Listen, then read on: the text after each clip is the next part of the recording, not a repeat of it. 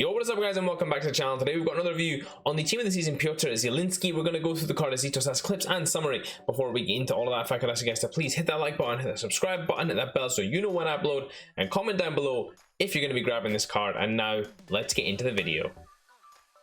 So guys, getting into this PIOTR ZIELINSKI card here. I played him in the 4-2-3-1. I didn't actually play him at cam, guys. I tried him for a half there and I did not like him at all. So I moved him into the defensive midfield position, and that's where I played him for the remainder of the games. And my first impressions of this card, guys, this card is decent. I don't think it's particularly amazing, and if I was to compare him directly to someone who I think is sort of a similar card being released, Tanguy and Ndombele, this card isn't as good as that, and I do feel like he'll drop off a little bit more as a result, and his price does reflect that as well.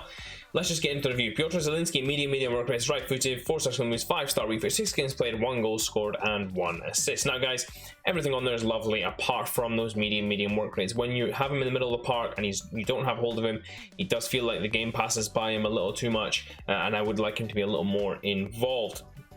Other than that though guys, lovely stuff. 4-star moves, 5-star refit, really is a lovely card in terms of all of those factors. Player details, I put the anchor on him for the chemistry style. I felt like that was the one that would help him out best, especially playing in that deeper role in the midfield.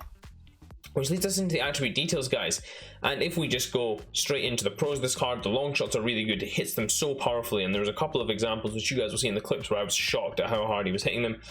His passing range is good. I would not say that this is a true reflection of his passing range. It's not as good as what this would have you believe. I do feel like it's a little bit worse than that, actually. His dribbling is okay, fairly tight and good. A little bit clunky due to agility and reactions. And his stamina is good as well, guys. He's able to run all game long, so that's quite nice as well. In terms of the cons, his finishing is a little bit poor. So when you're getting into those finishing positions, he is a bit inconsistent. His agility and reactions, as we already mentioned, do hold him back a little bit. If you're going to play him deeper in the midfield, which I think is where this card is most suited to, then his defending stats need to be improved greatly. I don't feel like his defending is good enough, and that is the same for his physical stats, other than the stamina, of course. The strength and aggression do really need a helping hand. His pace is okay as well, guys. I don't feel like, again, that's a true reflection. I feel like he's a little bit slower, and considering he is a lot smaller, I would have expected him to feel faster, but he just doesn't feel that fast, so you do need to help him out on his pace as well. In terms of the traits, he's got the long shot taker, technical dribbler trait, no other traits to speak home of. So now that we've covered that, let's get into some of the clips that I got with him.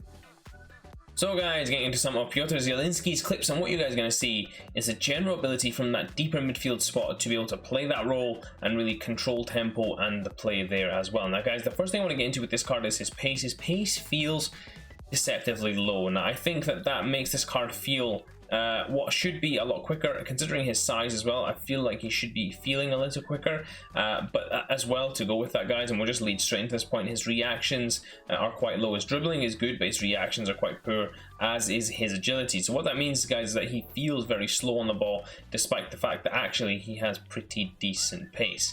If we go into the next part of his game, guys, which is his passing, and by far one of the more important parts of this card, and actually I think, guys, the passing on this card is overstated, and whilst you are seeing some very good passes by him in these clips, a lot of the time what ended up happening was he would mess up passes that would seem routine for someone with passing that high. And it did take me a couple of games to figure out actually how to use this card, because initially I did think he was absolutely terrible, and I really struggled to gel with him initially.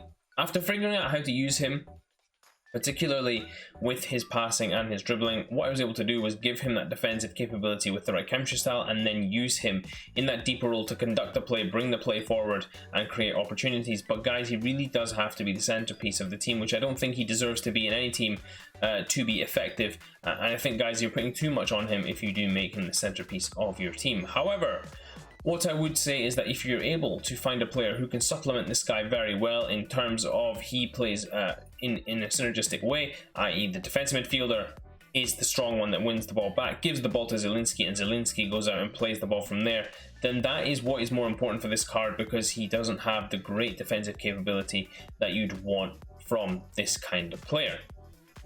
The final thing to talk about, guys, is his long shots, and actually his long shots are quite decent. He's able to ping them quite well, and he does put them on target more often than not. He scored 1 goal for me, didn't actually score a long shot, but came very close as well. So that was nice as well to have that in this player, just having someone who can finish from deep as well. In this final clip, guys, what you're going to see is actually the only goal he scored for me. Some lovely dribbling from him, actually, to get into the right position and then just to slot it past the keeper. How's this for a finish? So guys, getting into this final, PIOTR ZIELINSKI summary, 119 on the PlayStation, 103 on the Xbox, and 127 on the PC. Now guys, if we get straight into the stats here, I think the passing is good. I don't think it's great. I think it's decent. The shots, especially the long shots, how powerful they are and how good they are. Yeah, fantastic long shots as well. Great stamina and decent dribbling again. Again, I don't think it's that high. I think these two stats really do pull that stat up. I don't really understand how it's 92 off the back of that. But nevertheless, I do feel that it's exaggerated a little bit. If you ask me which chemistry style I would put on him, now I went with an anchor, guys. I do feel like that does a lot of favors for him, especially deep in the midfield.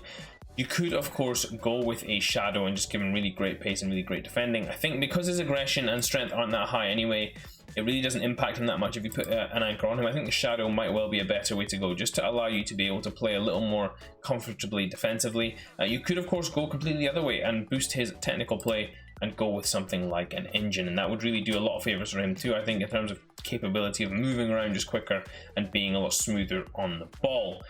In terms of similar players, guys, I didn't actually find a player that I thought was very similar to him. I think that he moves in a very small and slight way, very similar to Philipp Lahm almost in a way, nowhere near as defensive and capable, of course, but similar movement style in that he doesn't quite feel as smooth as he should.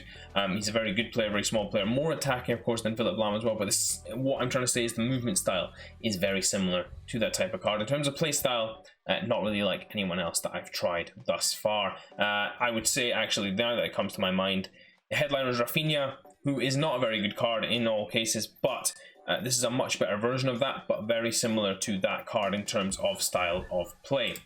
In terms of linkability, guys, you've got one perfect link to Arkadiusz Milik, strong links, of course, to all the Napoli boys in there, so lots of linkability in there too, and then weak links, of course, to across other leagues, like the Bundesliga with Robert Lewandowski. Which leads me into the price comparison, guys. If you see here, he sits amongst Pirlo, below second informed Kimmich and second informed Goretzka, and above all these icons here, some more icons up there as well. If you ask me, do I think he's better than Paulinho? Absolutely no chance, guys. This card is carried by his league, I believe. I don't think he's as good as the price would suggest.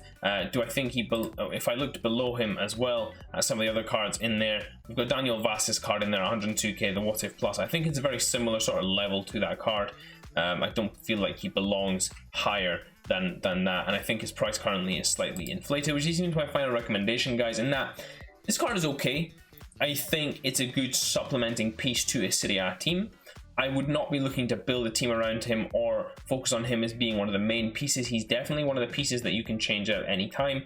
And I would say you need to let this price drop off, guys, because he's going to drop hard. I do not think he is that good. And his links aren't that great either, apart from, of course, as we mentioned, to those Napoli players. So, guys, what you get is a player who, for me, just isn't worth it and will drop off hard in the coming days and coming weeks. Hope you guys did enjoy this review. If you did, please do smash that like button. Until next time, I will see you all in a bit.